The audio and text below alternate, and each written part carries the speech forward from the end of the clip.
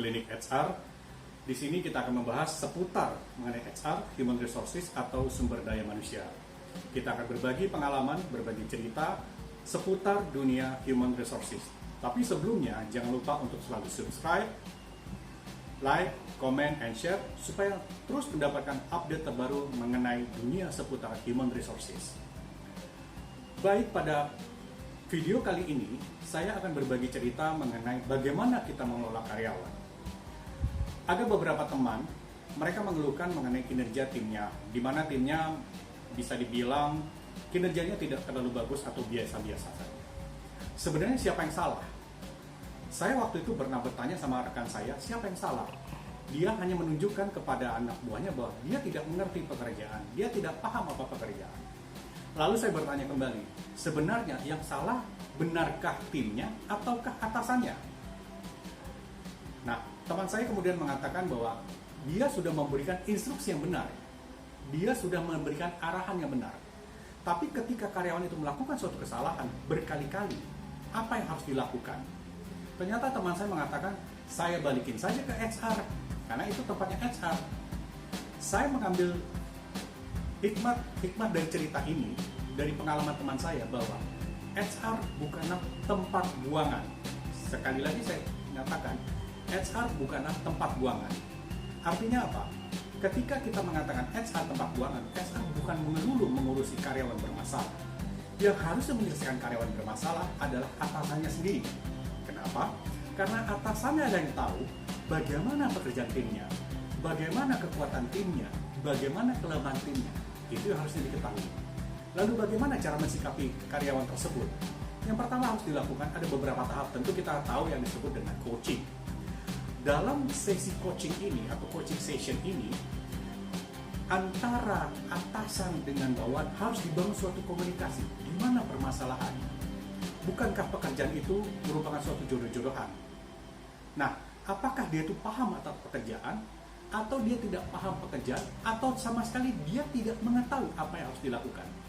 Nah, ini seringkali terjadi di satu perusahaan atau di beberapa perusahaan, antara atasan dan bawahan tidak dibangun komunikasi yang baik, sehingga karyawan bertanya-tanya, apa yang mesti saya lakukan? Di sini peran seorang atasan yang baik. Kenapa saya katakan baik? Karena dia harus menjelaskan secara rinci tahapan demi tahapan apa yang harus dilakukan oleh timnya.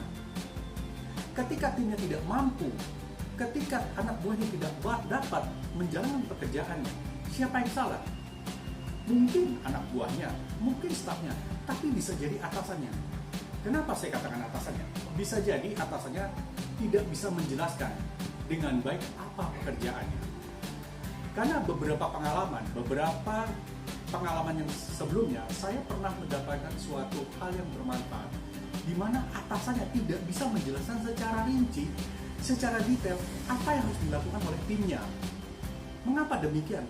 Artinya, atasan tersebut tidak paham apa yang harus dilakukan. Lalu apa pegangannya?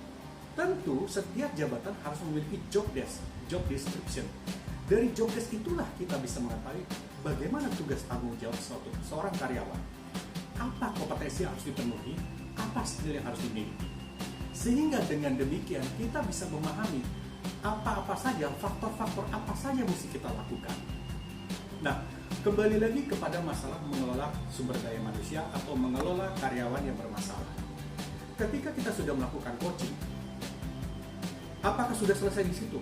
Tidak. Kita harus monitor. Berapa lama kita monitor? Bisa 1 bulan, bisa 2 bulan, bisa 3 bulan. Tergantung dari besar kecilnya kelalaian atau kesalahan pekerjaannya.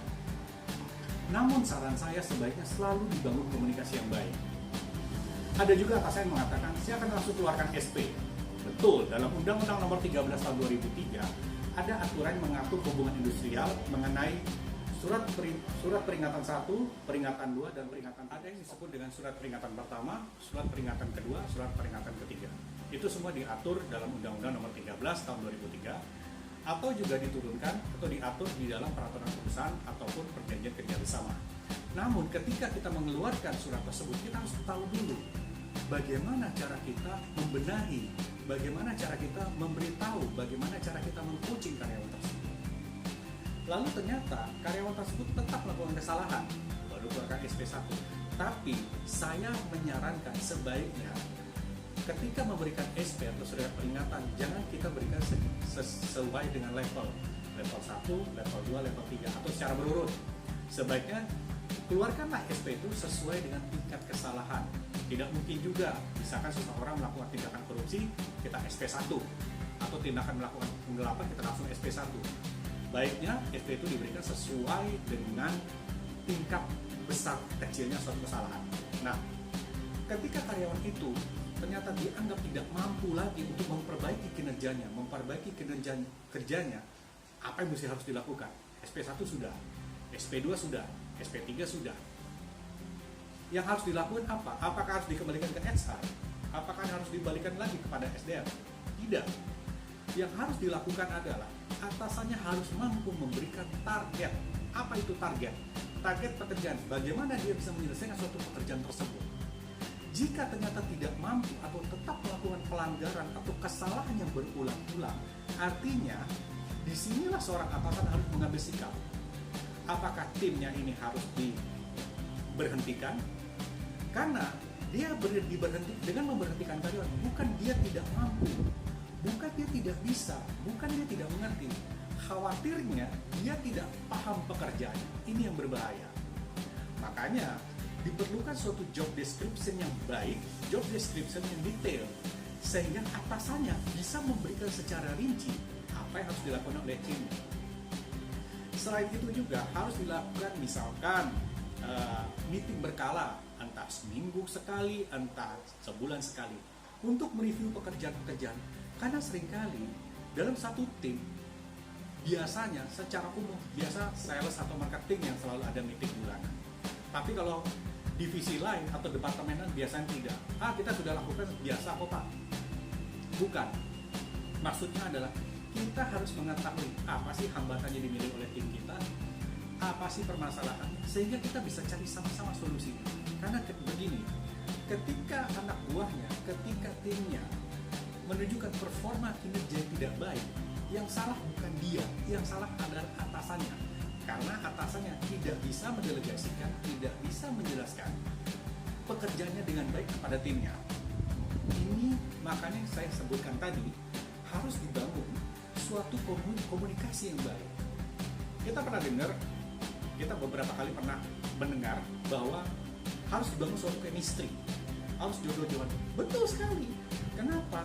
Ketika ada hubungan yang baik antara atasan dengan bawahan, disitulah akan tercipta suatu sinergi, sehingga pekerjaan bisa dapat diselesaikan dengan baik, dan juga kinerja karyawan menjadi meningkat, akhirnya akan mendorong kinerja perusahaan menjadi lebih baik. Nah, kembali lagi, inti daripada sharing kita pada kali ini adalah bagaimana mengelola karyawan yang baik. Tentu yang pertama adalah harusnya dengan adanya komunikasi. Harus adanya komunikasi yang baik, harus adanya bisa disebut dengan coaching. Tidak hanya dilakukan kesalahan, coaching itu bisa dilakukan kapan saja dan di mana saja. Karena kenapa? Kadang-kadang karyawan suka merasa jenuh. Kadang-kadang karyawan suka merasa bete. Karena kenapa? Dia melakukan pekerjaan yang monoton. Nah, disinilah peran atasan untuk membangun suatu komunikasi, untuk membangun suatu tim yang baik, sehingga tim akan menjadi solid. Baik, pengalaman share video pada hari ini kita akan lanjutkan di video berikutnya dengan topik yang berbeda. Jangan lupa tetap semangat, salam sukses.